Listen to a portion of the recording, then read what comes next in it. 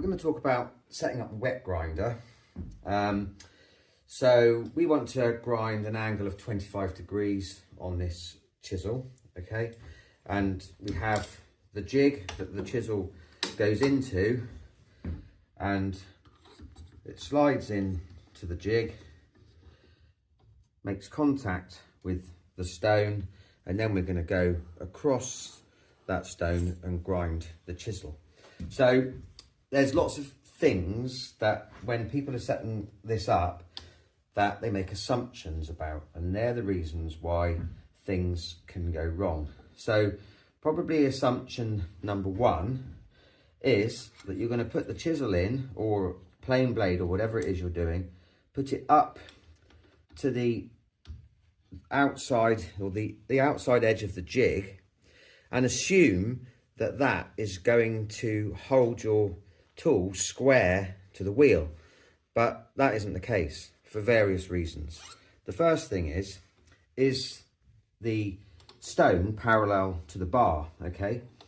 Over time, when you've been using this, it could have ground unevenly, in which case, when you put that up against there, it's not going to be sitting on the wheel absolutely perfectly, okay? The other thing is your chisel actually parallel as well? So, you know, over many sharpenings, we're going to be flattening this chisel a lot, and there's nothing to say that that chisel is actually still parallel in its thickness, okay? And that's going to also alter the way that it sits in your jig. And the other thing is that it's very important as well that when you shut the jig, is to make sure you shut it evenly, so the chisel or the tool or the blade is sitting evenly and flat on the jig itself, okay? So they're the things you really must take into consideration when setting up this tool. And the other thing you must do is assess the blade. So what I mean by that is your blade square before you start, okay? Because if it isn't, then we have to position the chisel into the jig so that we can counteract that and make sure that we're grinding off the right part of the chisel so that we can make it square, okay? Now I'm just looking at this through the light of the window, and I would say, if anything, it's just a little bit higher on this corner here.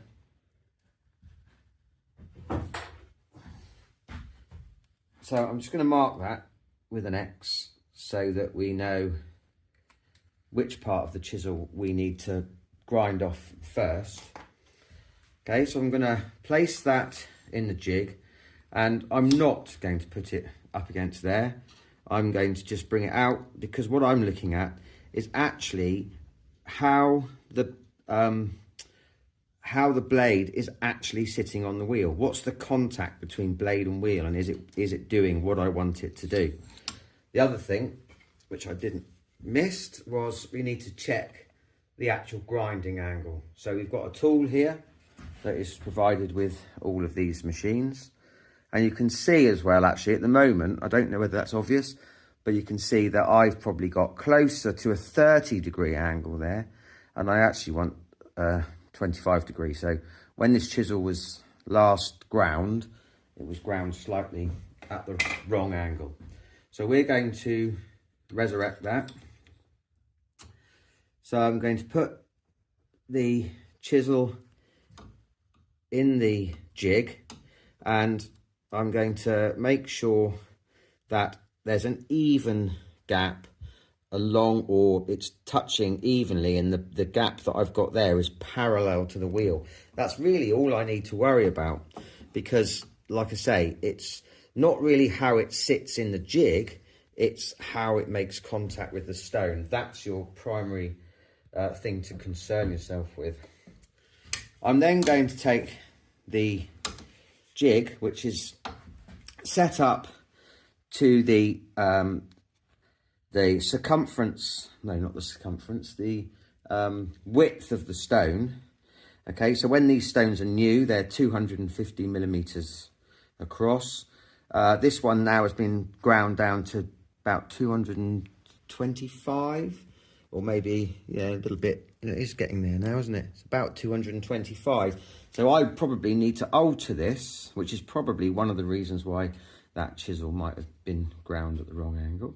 So I can change that to 225 now, and then that means that this is now set for this particular wheel, and I can put the jig on the wheel and move it up until it sits on the back of the chisel, and that should show me that I'm pretty much at the right angle.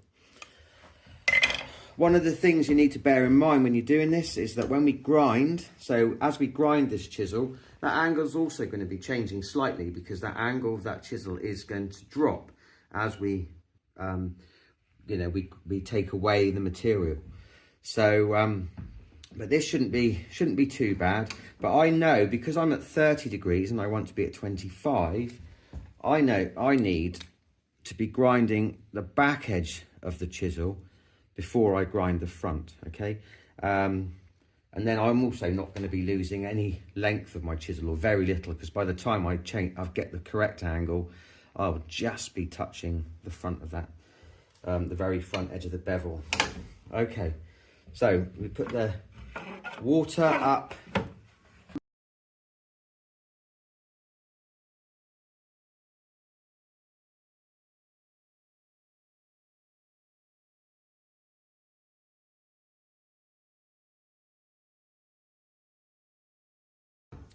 Okay, so I'm going to turn that on, and you'll notice it's quite slow.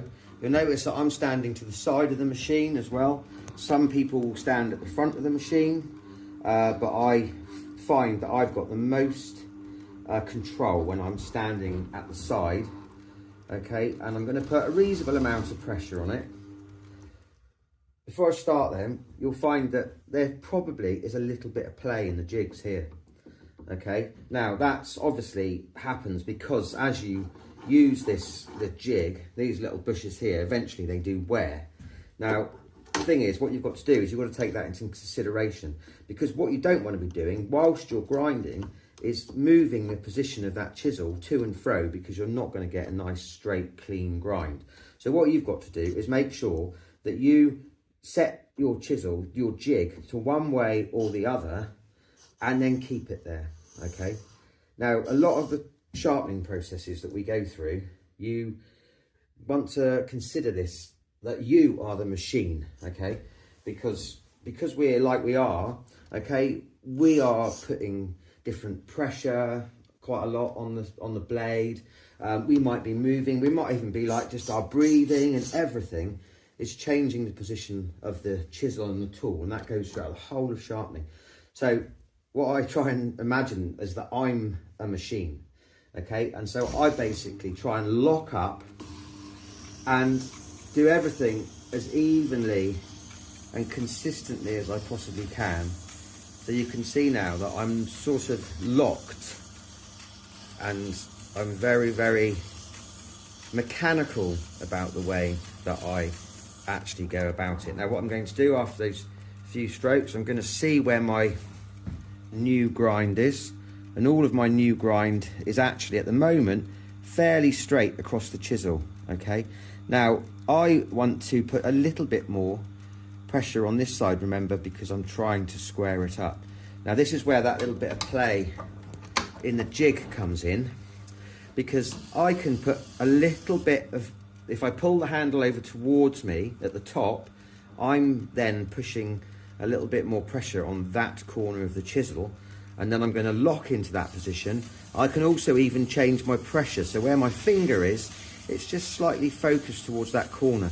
But don't forget, I'm not moving that chisel, staying in exactly the same place as I'm going across, so I'm keeping the pressure on evenly. And then just by doing that, you should see that I've ever so slightly just ground at a very slight angle now, and that's going to help me then to take a little bit, this bit, the high part will then hopefully come square. So I go back into that position each time. Okay, so you can make minor adjustments just by sort of almost utilising the jig and the little bit of flexibility or the movement within that jig. you can actually use it to your advantage and make slight adjustments. Because yeah, we really want this chisel to be nice and square. You can see that I'm nearly there. I've just got a little bit of the old bevel just along there.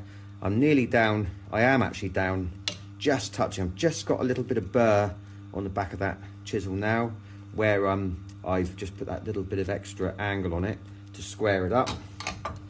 And now I'm going to continue that.